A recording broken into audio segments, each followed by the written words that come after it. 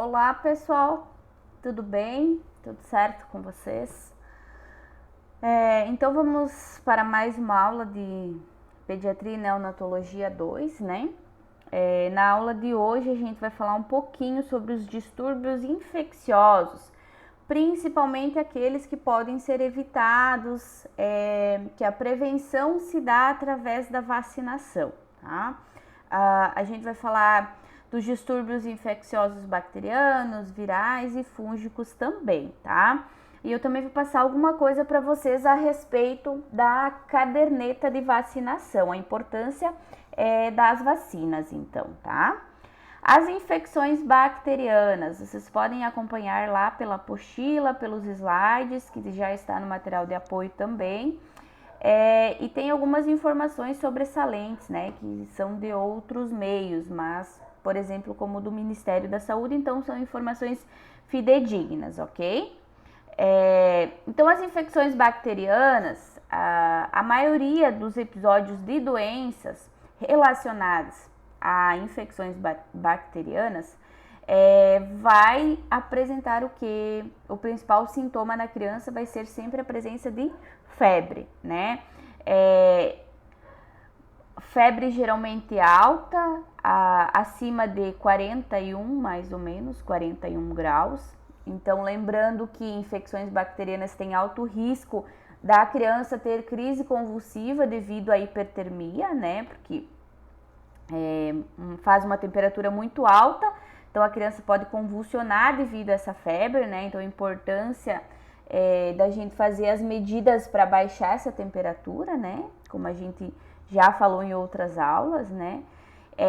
E também a infecção bacteriana, ela vai mostrar que há uma contagem leucocitária bem elevada, que são as células de defesa do nosso organismo, né?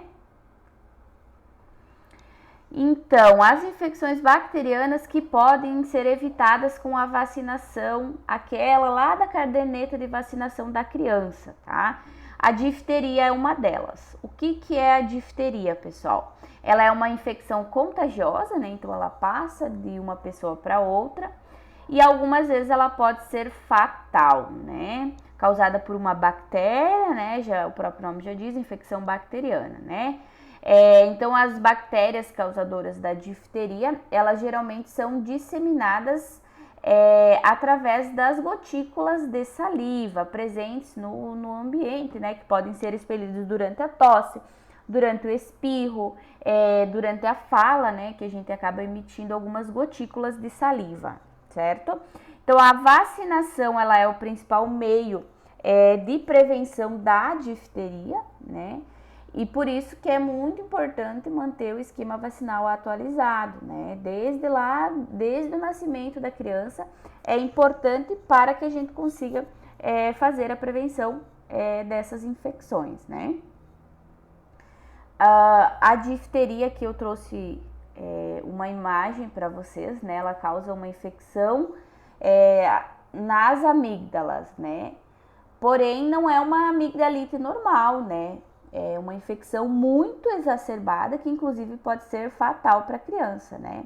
Podem ver que ela pode chegar a formar uma crosta ali na região das amígdalas, né? Então, os principais sintomas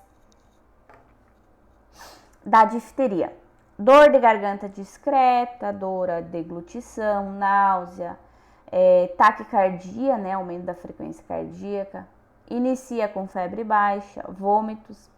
Os linfonodos aqui do pescoço, eles ficam aumentados, né, os gânglios aqui do nosso pescoço, eles ficam mais aumentados. A criança pode apresentar calafrios, cefaleia, que é dor de cabeça, né, a difteria, ela causa um estreitamento na via respiratória, então essa criança vai ter mais dificuldade para respirar, né? O ar vai passar com mais dificuldade, vai apresentar edema de laringe, coriza, então a respiração bem mais difícil, né? Justamente pelo estreitamento ali das vias aéreas. Miocardites, que é o que? A infecção do miocárdio, né? Do músculo cardíaco. E pseudomembrana na garganta. O que é a pseudomembrana na garganta? É o que a gente pode verificar nesta imagem aqui. É uma placa mais espessa, que é composta por leucócitos mortos, bactérias e outras substâncias, né? As secreções que vão se acumulando ali. Então, ela é bem resistente, de coloração acinzentada. Ela vai se localizar bem próximo ali das amígdalas ou em outras partes da garganta, né? Então, as bactérias e os leucócitos, que são do sistema de defesa nosso, eles vão se acumulando ali juntamente com as secreções. Então, é mais alguma coisa que dificulta ainda mais a respiração dessa criança. Então, a principal característica da difteria, claro que quando já estiver num caso mais avançado, é a pseudomembrana, né? Então, inicia ali com a infecção das amígdalas e aí faz a formação da pseudomembrana, certo? Qual é o tratamento? Tratamento dos sintomas, né? Primeira coisa é antibiótico terapia, né? Principal antibiótico utilizado é a penicilina. Cuidados para evitar a obstrução das vias aéreas, né? Porque se há um estreitamento, pode acabar ocluindo, né?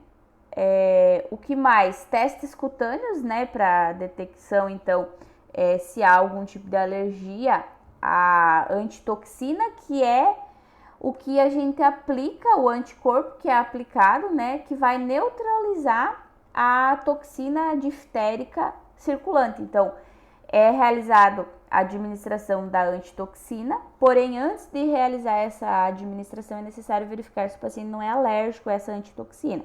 Essa antitoxina vai neutralizar a difteria, né? A toxina que causa a difteria, certo? E em casos mais graves, quando já vem alguns dias aí, algum tempo se postergando essa infecção, é necessário a internação e tratamento na unidade de terapia intensiva, né? Lá na UTI, para ver como que é grave, né? Então, a principal prevenção da difteria é o quê? A imunização da criança, né? Realizar a DTP, que é a vacina que vai prevenir contra difteria, tétano e a coqueluche, né? Então, muito importante a imunização adequada dessa criança, né? Fazer todos os reforços e, claro, tem que sempre, por mais que a criança esteja imunizada, a gente tem que cuidar a questão do contato, né? Principalmente na escola, que, querendo ou não, as crianças têm um contato muito íntimo ali, né? Estão sempre muito próximas, acabam colocando uma coisa na boca, vai na boca da outra criança, enfim. Mas a principal de todas é a imunização, tá? A coqueluche, então, pessoal, também é uma infecção altamente contagiosa, causada por uma bactéria chamada Bordetella pertussis, né? Que produz episódios de tosse que habitualmente terminam com uma expiração prolongada e profunda e com a produção de um som agudo que a gente chama de estridor, mais no início da coqueluche, ou um guincho. A coqueluche, ela também é conhecida como tosse comprida. Hoje, pessoal, essas doenças que eu estou passando para vocês, elas não são tão rotineiras. Por quê? Porque existe a vacinação, porque existe a imunização, mas elas são doenças letais que há alguns anos atrás, quando ainda não existia o calendário de vacinação adequado, elas causaram muitos óbitos. Então, as crianças morriam realmente por coqueluche, por difteria, por rubéola, por cachumba, antes de iniciar a vacinação, tá? Então, a coqueluche é bem grave, também altamente contagiosa. Então, se uma criança tinha, por exemplo, ia na escola, ela passava para as demais. E era grave, sim, porque a criança iniciava com tosse e períodos de tosse, que ela tossia. E tanto que ela tossia que no final da tosse, ela não conseguia respirar adequadamente, então isso causava, devido a essa infecção ali na via respiratória, acabava causando um desconforto respiratório muito grande para essa criança, tá? A coqueluche, ela tem alguns estágios, então, no primeiro estágio, a gente chama de fase cataral, onde a tosse, ela tem uma produção muito grande de catarro, muitas vezes com expectoração, tá? Nessa fase, no primeiro estágio, na fase cataral, o que ocorre, pessoal, é como se fosse um resfriado, né? Os sintomas de resfriado, coriza, febre moderada e uma tosse incessante, como se fosse uma tosse irritativa, aquele cough, cough, cough, né? Já o segundo estágio, que é o paroxístico, ele dá início mais ou menos umas 2 semanas após a infecção da coqueluche. E essa fase é a fase mais característica da tosse comprida, né? Por isso o nome sugestivo da coqueluche como tosse comprida. Antigamente ele era conhecido assim, né? Porque a criança tosse, tosse, tosse, tosse, tosse sem respirar. Ela dá umas 20 a 30 tossidas e aí depois ela faz a inspiração. E aí vem esse som que a gente chama de guincho, né? Que é um som causado ali pelo estreitamento da via respiratória devido a essa infecção ali das vias aéreas, né? Por a bactéria pertussis, então. E o terceiro estágio, ele é um pouco mais postergado, chamado de estágio de convalescência, onde a tosse já não se torna mais tão irritativa, porém pode-se iniciar febre alta e as complicações mais postergadas da doença. Então, essa tosse mais comprida, que a gente fala, ela já não vai estar tão presente, tá? Mas pode ser que ela tenha aqueles episódios normal, como se fosse uma gripe, tá? Mas isso passando lá já nos decorrer de quase um mês da infecção, certo? Quais são os sinais e sintomas além da tosse, então, da coqueluche, né? Espirro, grande quantidade de muco nas vias aéreas, né? Mais espesso. Inapetência, essa criança tem a perda do apetite. Cianose, por que cianose? Então, se é uma infecção das vias respiratórias e se tem essa quantidade de muco, de catarro mais espesso, a absorção do oxigênio não vai ser tão adequada. Então, automaticamente, essa criança vai começar a apresentar uma dificuldade respiratória e cianose das extremidades, né? Lacrimejamento, apatia, uma criança vai ficar mais prostrada, mais apática, né? Menos interativa, tosse seca, né? Aquela tosse inicial ali, mais sem muita secreção. Pode apresentar asfixia, né? Que é os casos mais postergados, né? Justamente por causa da infecção ali da via respiratória do paciente. Apneia e vômitos, né? O diagnóstico da coqueluche, ele é realizado através do SWAB, né? Que é uma avaliação da presença de bactérias ali que é coletado no muco das narinas e da garganta. E as principais complicações, então, da coqueluche: pneumotórax, edema, hemorragia, retardo mental, infecção cerebral, otite, né? Então, as complicações mais graves da coqueluche são a nível neurológico, né? Que vai afetar ali o sistema nervoso central, causando muitas vezes uma inflamação no cérebro, né? Que essa infecção bacteriana é tão grave que da via aérea inferior ela sobe para a via aérea superior e acaba indo ali para a região das meninges, sistema nervoso central, a nível cerebral, e aí vai causar o quê? Alterações cerebrais, né? Uma delas é o retardo mental. Esses pacientes acometidos da coqueluche podem ter sérios distúrbios neurológicos e ficar com permanência para o resto da vida, né? O tratamento é tratar os sintomas, né? Claro, antibiótico terapia, tratamento das vias aéreas, né? Suporte de oxigênio, intubação, se for necessário, aspiração das vias respiratórias, para quê? Para retirar esse excesso de muco que tem ali na via aérea desse paciente.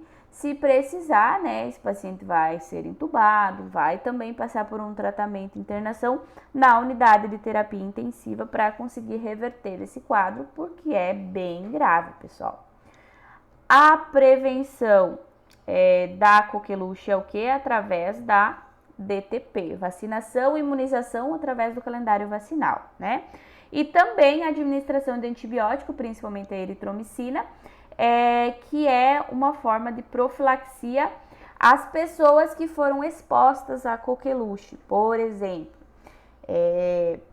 uma criança, ela estava na escola e foi diagnosticada com coqueluche. Então, a eritromicina é um tratamento de profilaxia, ou seja, um tratamento de prevenção para as outras crianças e as outras pessoas que entraram em contato com essa criança, para que elas também não adquiram a coqueluche, certo? Essas são as principais infecções bacterianas, né, que a gente consegue preveni-las através do que?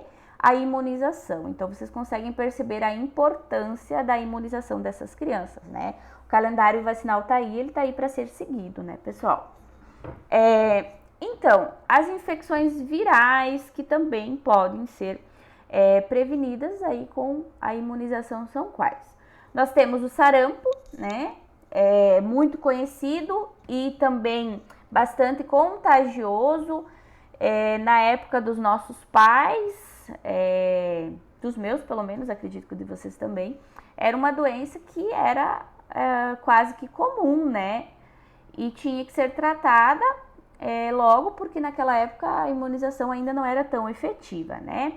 Então, o sarampo, ele é uma infecção viral, altamente contagiosa também, que produz vários sintomas, mas o principal deles é lesões cutâneas, né? Pequenas erupções cutâneas, ou seja, erupções da pele, né? A transmissão do sarampo, ela é feita através também da inalação de gotículas, né? Que uma pessoa infectada acaba expelindo ali no ar e elas ficam expostas ali e daqui a pouco a criança acaba aspirando essas gotículas e se contagia, né? Sejam elas jogadas ali no ar ambiente por tosse, espirro, né? Ou até pela nossa própria fala. Os principais sinais e sintomas do sarampo, pessoal: febre, coriza, dor de garganta, tosse seca, manchas de Koplik, que eu já vou explicar o que são, coceira, né? Muita coceira, prurido e olhos avermelhados. E a erupção cutânea, que é a principal característica do sarampo.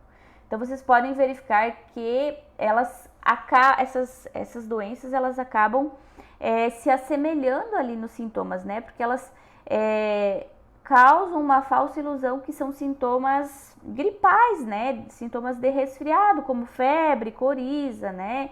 Tosse, dor de garganta, enfim. Então, por isso a importância de passar por uma avaliação médica na presença desses sinais e sintomas, né? Muitas vezes a gente pensa assim, mas a mãezinha trouxe essa criança aqui na unidade de saúde só porque ela estava apresentando uma febre ali de 37,9, 38,2, né?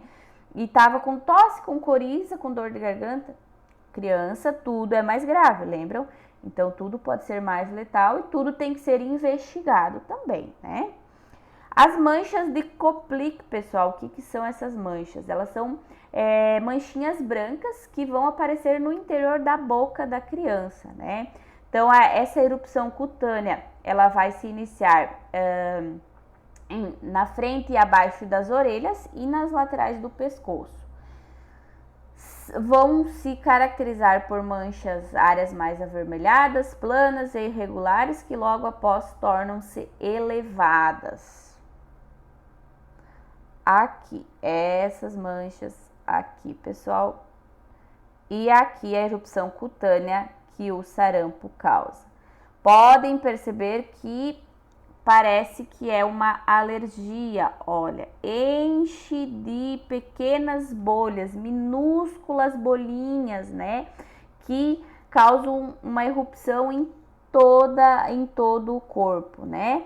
E essas manchas mais esbranquiçadas, como se fossem pequenas papulazinhas, só que brancas, né? Na região,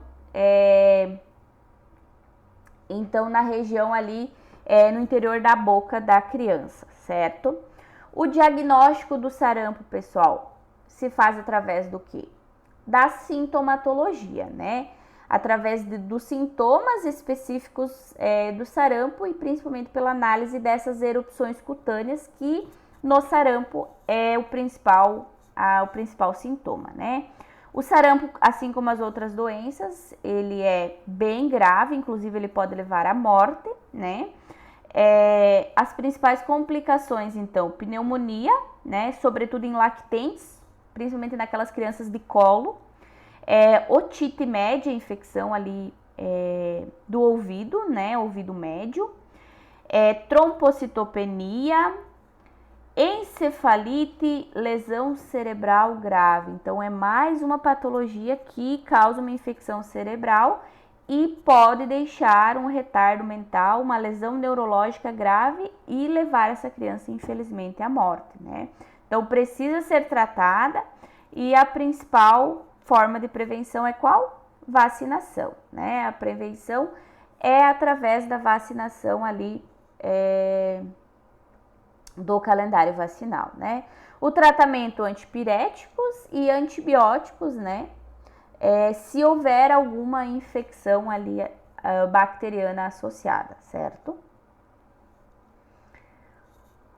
Outra infecção viral que é bastante contagiosa é a rubéola, né? A gente na antiguidade também ouviu-se muito falar da rubéola. Também é prevenida através da vacinação, né? O contágio da rubéola ele ocorre de pessoa para pessoa, né? Quando há o contato direto com as secreções da nasofaríngea, né? Dos indivíduos infectados.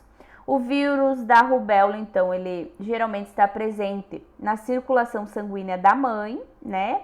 E atravessa a barreira de defesa lá da placenta, né?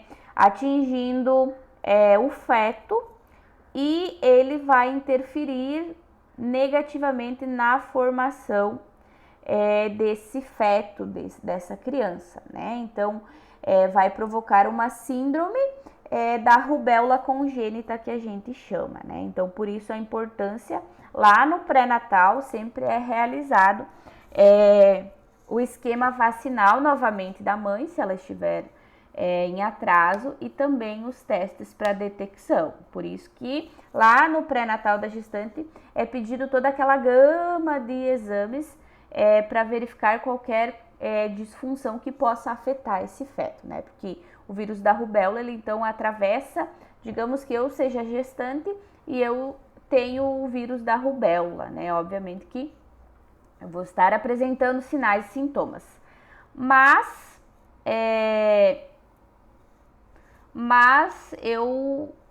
se eu estiver gestante e não estiver imunizada, não estiver protegida, eu vou transmitir para o meu bebê, né? Vou transmitir para o meu feto, e essa criança vai ter um problema ali, uma má formação fetal. Então, ela pode apresentar depois diversos distúrbios e anomalias, né? Congênitas, então, causadas pela rubéola. Os sinais e sintomas da rubéola são quais?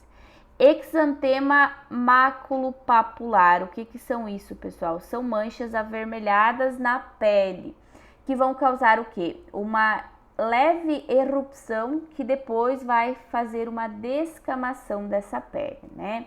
Inicialmente essas manchas elas vão surgir aqui na região da face, couro cabeludo, pescoço, e vão progredindo e se disseminando por todo o corpo. Além do que esse exantema maculoso, como vocês podem perceber aqui, são essas bolinhas que acabam depois entrando em erupção e vão se descamando, né, ocorre a descamação da pele. Elas iniciam na face, né? Depois do couro cabeludo, pescoço e vão se espalhando por todo o organismo da criança. Esse é o principal sintoma da rubéola, mas também causa febre baixa, dor nas articulações, mal-estar, aumento dos gânglios aqui na região do pescoço. O diagnóstico da rubéola através do que? É feito através dos sintomas, né, da presença dos sintomas, e também é realizada a concentração sérica do vírus da rubéola, né? Se o paciente já apresenta IgG ou IgM, ou seja, significa que o vírus da rubéola está ou não presente no organismo, tá? A prevenção é através do quê? Imunização, né? Fazer a vacina que previne contra a rubéola. Também tem a varicela, que é mais conhecida como catapora, né? Que é uma infecção viral também, que é também contagiosa e também é transmitida através das gotículas, né? A inalação das gotículas que estão aí presentes no ar do vírus da varicela zoster, né? Os principais sintomas da catapora, da varicela: erupções da pele que coçam muito pruriginosas, muita coceira, essas crianças vão sentir, né? Caracterizada por grupo de pequenas manchas, então elevadas ou planas, geralmente com bolhas cheias de líquido, que depois elas entram em erupção e formam uma pequena crosta. Essa crosta deixa a pele da criança toda marcada, né? Porque, pensem comigo, uma criança, ela não entende que não pode coçar. Até mesmo um adulto com varicela não vai entender que não pode coçar, porque a coceira é intensa, é muito intensa. Então, quando a criança coça aquela bolha, aquela pequena bolha, aquele líquido estoura. A partir daí ele começa a formar uma crosta, né? Uma crosta, né? Uma casquinha. E essa lesão, ela vai deixar uma cicatriz bem intensa onde ela foi lesionada. Então, se for por todo o corpo, essa criança vai ficar toda pintadinha. Por isso que a gente, no dito popular, se chama catapora, mas o nome científico é varicela, né? Além dessa erupção ali na pele, a criança vai apresentar o quê? Dor de cabeça leve, cefaleia leve, febre moderada, sensação de mal-estar e prurido, muita coceira, tá? Aqui nós temos as lesões da catapora, da varicela. Inicialmente, ela vai iniciar com uma pápula, né? Um edemazinho, uma lesãozinha levemente elevada ali na pele que vai coçar muito. A partir daí, ela vai fazer o quê? Vai se tornar uma pequena bolha com a presença de líquidos, né? Vai ter a presença de líquidos ali dentro, ó, como vocês podem perceber. A partir daí, quando a criança coçar, ou automaticamente ela vai fazer o quê? Uma úlcera, né? Ela vai se romper e vai formar uma úlcera. A partir daí, essa úlcera vai fazer o quê? Vai formar uma crosta, uma casquinha, né? Que essa é a fase final da varicela. O diagnóstico da varicela é através dos sinais e sintomas, né? As complicações da varicela: hemorragias, né? Devido a essas lesões, inflamações do coração, inflamações do fígado, inflamações articulares, pneumonia, comprometimento do sistema imune, porque é uma infecção viral bem agressiva, e também impetigo bolhoso, que acometer todo a pele dessa criança por essas bolhas, tá? A prevenção é qual? Imunização, né? Vacina contra catapora, contra varicela, certo? Outra infecção viral é a cachumba, né? Bem conhecida como realmente o nome cachumba, mas o nome dela é parotidite, né? É uma infecção causada por um vírus que vai atingir as parótidas, né? Então, ela é transmitida também por gotículas, né, que ficam ali no ar, ou em contato direto com a saliva que esteja contaminada. Por exemplo, uma criança, é muito comum, as crianças, principalmente os lactentes, colocam alguma coisa na boca, larga ali, depois vem outra criança, pega e põe na boca, né? Então, essa é a principal forma de contágio da parotidite, certo? Os principais sinais e sintomas: dor de cabeça, inapetência. O que é inapetência? Quando a criança não tem fome, né? Calafrios, febre baixa, mal-estar generalizado, dor para mastigar ou para deglutir, porque vai causar um edema, né? A parotidite é uma infecção viral, então ela vai ter um edema aqui na região das parótidas. E também aumento doloroso das glândulas salivares, que vai causar este edema aqui na região da mandíbula, né, onde se localizam as glândulas salivares. Esse é o sinal mais típico e mais característico da cachumba, tá, pessoal? Esse edema aqui na região da mandíbula que vocês podem perceber aqui, tá? A principal complicação da cachumba é o acometimento dos testículos ou dos ovários, né? Porque ele vai causar o quê? Uma inflamação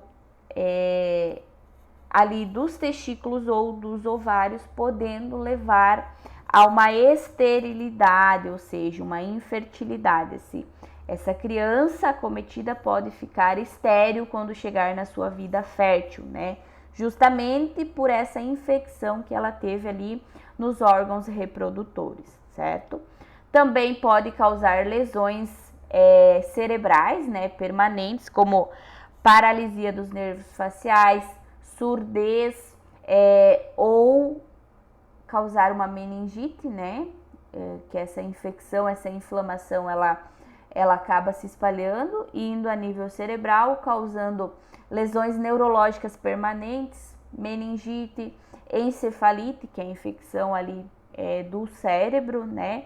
E pancreatites, enfim. Mas o principal acometimento é essa esterilidade que ela causa ali depois na idade reprodutiva dos indivíduos acometidos, então, pela cachumba, tá? Hoje em dia é difícil a gente ouvir se falar de cachumba, né? Porque a prevenção dela se dá através da vacinação, então a gente acredita que a grande maioria das pessoas esteja imune, esteja prevenida contra a cachumba, né? Porém, existem algumas situações em que lá depois, na adolescência, né, essas crianças, esses adolescentes acabam sendo afetados pela cachumba. Muitas vezes porque a imunização foi ineficiente e o vírus acaba se instaurando então no organismo, né? Mas hoje em dia o tratamento é muito mais acessível, né? Então é tudo muito mais fácil, certo?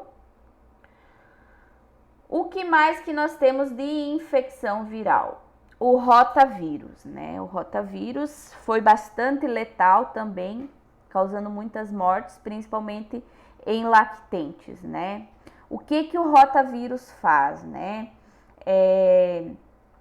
Ele era o principal responsável, ele né? Porque ele, apesar de estar quase que extinto, mas ele ainda causa, quando ocorre a infecção, diarreia intensa em crianças menores de 5 anos. Então, o rotavírus, ele é a principal causa de surtos diarreicos, né, nessas crianças.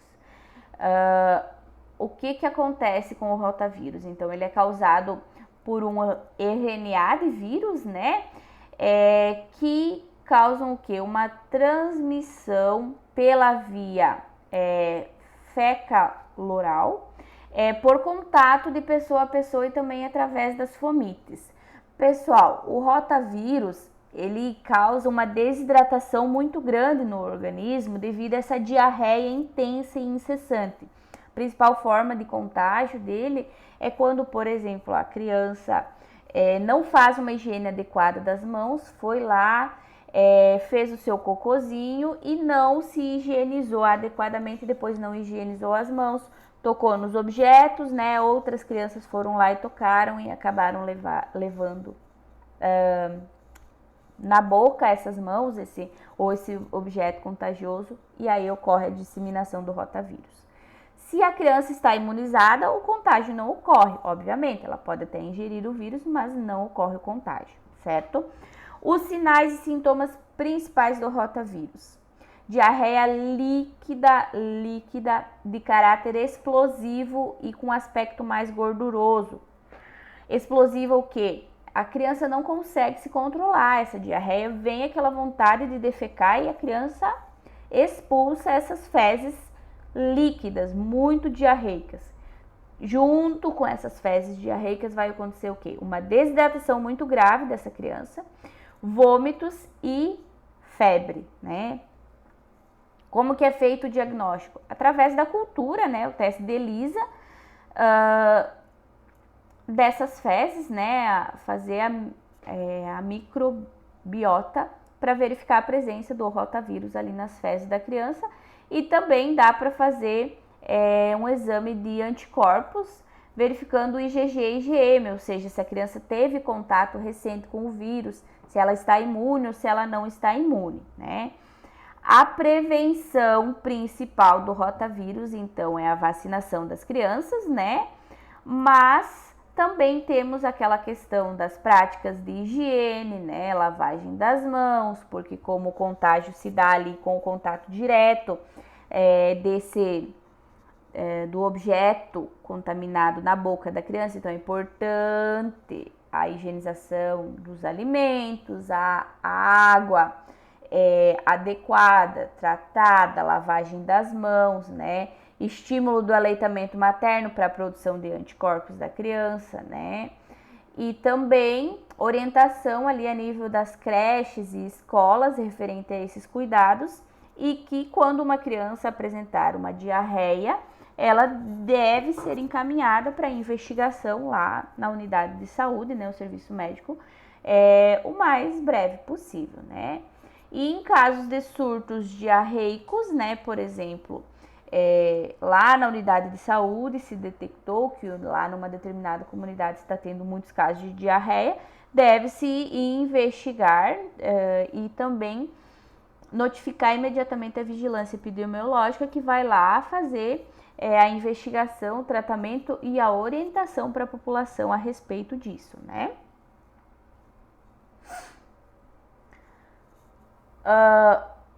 De infecções virais, então, as principais são essas. Como vocês podem perceber, todas elas são tratadas, são prevenidas através da imunização, né?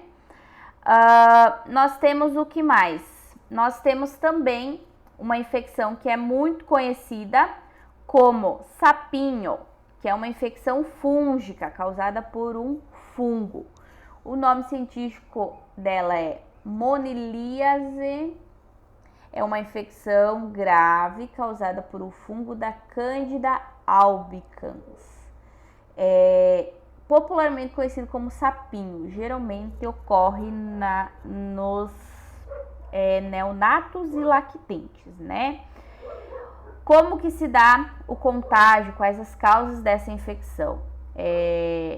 Geralmente a mãe, infelizmente, é a principal forma, a vetora do contágio, e também contatos com chupetas e utensílios de berçário mal higienizados ou já contaminados com esse fungo, né? Os sinais e sintomas se dão quase que exclusivamente a lesões provocadas devido à infestação desse fungo, que são aquelas placas brancas na região da língua da criança. Também, quando já é uma infestação mais avançada, pode ocorrer essa formação de placas brancas. Realmente é uma placa, porque ela vai cobrir toda aquela região ali. pode afetar a gengiva e as bochechas, né? São umas placas brancas que, por mais que a mãe limpe ou o profissional limpe a língua ali dessa criança, higienize as bochechas e a gengiva, elas tornam a aparecer e vão se descamando, né? Dificulta bastante a alimentação do recém-nascido, né? Aqui eu trouxe uma imagem para vocês. Candidíase oral. Pode ocorrer no adulto também, né? Mas aqui a gente está falando da criança, né? Olha, é uma infestação bem intensa, formando essa placa escamosa ali que recobre toda a região da língua, bochecha e gengiva da criança, né? A principal complicação desse sapinho, né? É o que? Uma diarreia profunda com comprometimento, né, o desenvolvimento ali do estágio geral dessa criança, porque ela vai desidratar, ela não vai ter um desenvolvimento adequado, um crescimento adequado para a idade dela ali. Geralmente vai afetar recém-nascidos. Então, o que vai afetar principalmente? A alimentação, a mamada dessa criança, né? Então, a baixa de nutrientes no organismo dela pode acabar gerando uma desidratação, uma diarreia ali profunda nessa criança, né? Os cuidados de enfermagem, o que a gente vai fazer quando essa criança, a gente precisar tratar e cuidar de uma criança com sapinho, né? Higiene oral frequente com água bicarbonada, né, a fim de eliminar esse fungo. Instilação oral de 1 ml de solução de nistatina conforme a prescrição médica. A nistatina é o creme, é o medicamento que trata a Candida albicans, né, que retira esse fungo ali da região afetada, né. E a aplicação tópica de violeta genciana em solução aquosa de 1%, né. Tudo isso a fim de retirar esse fungo, a Candida albicans, que se instalou ali na região oral da criança. Certo, pessoal? Eu trouxe aqui para vocês o esquema vacinal da criança até os 4 anos, tá? É importante que vocês saibam, não precisam decorar, tá? Não precisam decorar.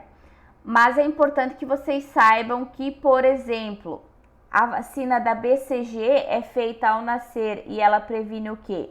As formas graves de tuberculose e é realizada em dose única. Que a hepatite B previne o quê? A vacina da hepatite B vai prevenir o quê? A contaminação de hepatite B. Que ela é feita em dose única ao nascer, mas depois ela vai ter outras doses.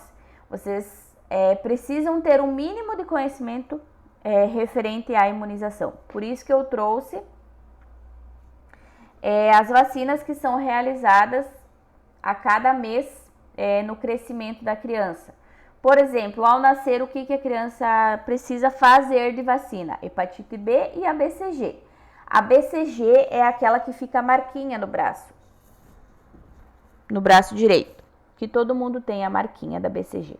Ela é dose única e previne as formas mais graves de tuberculose, como por exemplo a miliar e a meníngea. E a hepatite B previne o desenvolvimento da hepatite B, então, né?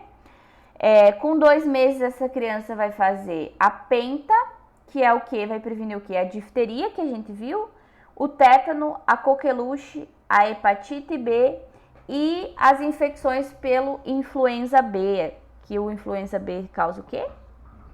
As infecções virais referentes a vias aéreas, né? Os estados gripais, né?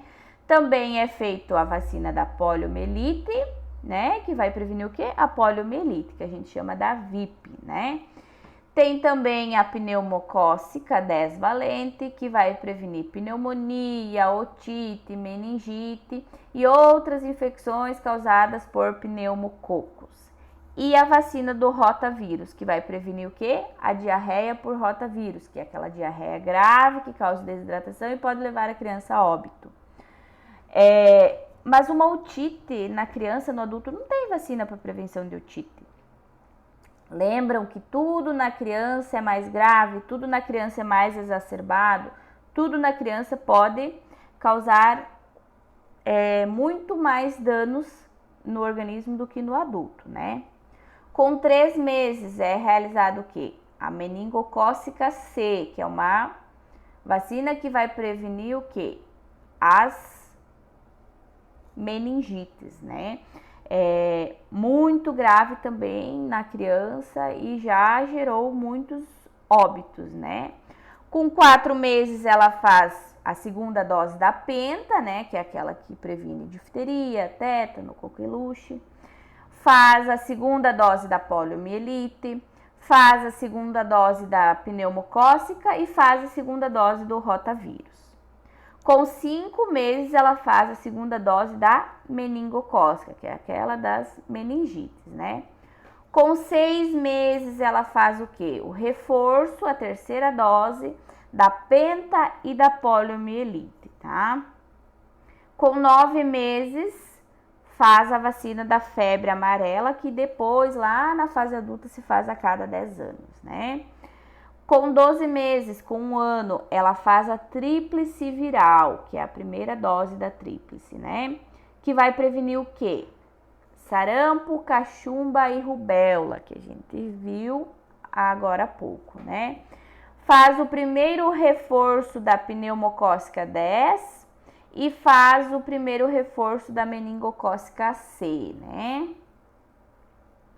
Com 15 meses, 1 ano e 3 meses, ela vai fazer a DTP, que é aquela que vai prevenir a difteria, tétano e coqueluche, mas agora é reforço, então ela muda o nome.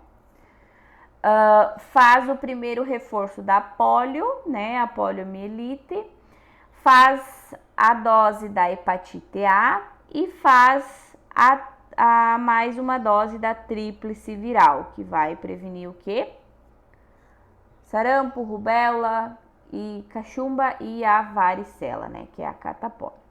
Depois, com 4 anos, ela faz mais o segundo reforço da DTP, que é aquela da difteria, tétano e coqueluche, para vocês verem como são graves essas doenças, porque faz ali até 1 ano e depois ainda faz mais 2 reforços e depois vai fazendo lá na adolescência e na fase adulta, né?